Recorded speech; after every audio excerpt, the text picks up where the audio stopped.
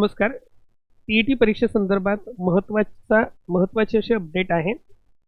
शिक्षण संचालक जे आहेत यांनी जे आदेश पारित केलेले आहेत टीईटी परीक्षेसंदर्भात त्याच्याबद्दल आपण चर्चा या व्हिडिओमध्ये करणार आहोत.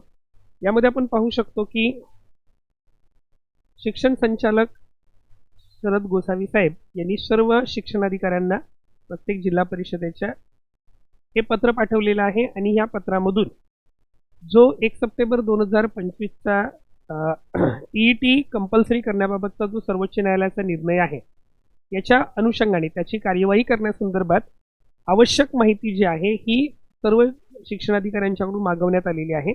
या माहितीमध्ये आपण पाहू शकतो की ही जी माहिती आहे ही माहिती या पत्रान्वये मागवण्यात आलेली आहे आणि ही माहिती 16 जानेवारी 2026 पर्यंत सादर करण्याचे आदेश देखील देण्यात आलेले होते.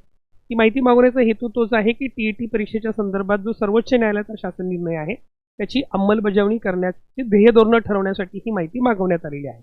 या माहितीमध्ये आपण पाहू शकतो की या नमुन्यामध्ये ही माहिती मागवण्यात आलेली आहे. हा नमुना सुद्धा त्याच्याबरोबर जोडलेला आहे. या नमुन्यामध्ये जो माहितीचा फॉर्मॅट दिलेला आहे याच्यामध्ये प्राथमिक स्तर 1ली ते 5वी, त्यानंतर उच्च प्राथमिक स्तर 6वी ते 8वी या शिक्षकांची माहिती मागवलेली आहे.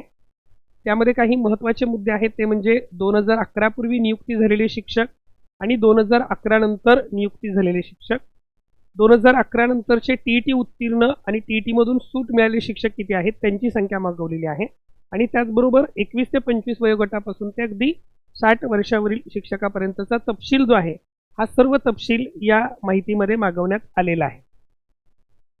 ही जी माहिती आहे ही आपण पाहू शकतो की 1ली ते 5वी आणि 6वी ते 8वी या शिक्षकांसाठी मागवलेली आहे. याचा सगळ्यात महत्त्वाचा हेतू जो आहे तो सर्वोच्च न्यायालयाच्या 2025च्या ज्या न्याय निर्णय आहे त्याचं तंतोतंत पालन करण्याच्या हेतूने ही माहिती मागवण्यात आलेली आहे. तर अशा पद्धतीने टीईटी परीक्षेच्या महत्त्वाच्या अपडेटसाठी ओमकार अकॅडमीच्या चॅनलला सबस्क्राईब करा. त्याचबरोबर या परीक्षेसंदर्भात तुम्हाला काही मार्गदर्शन हवं असेल तरी ओमकार अकॅडमीशी संपर्क साधा. ओमकार अकॅडमीच्या माध्यमातून या परीक्षेसाठी ऑनलाईन आणि ऑफलाईन बॅचेस देखील सुरू आहेत. त्याही मार्गदर्शनाचा तुम्ही अवश्य लाभ घेऊ शकता. धन्यवाद.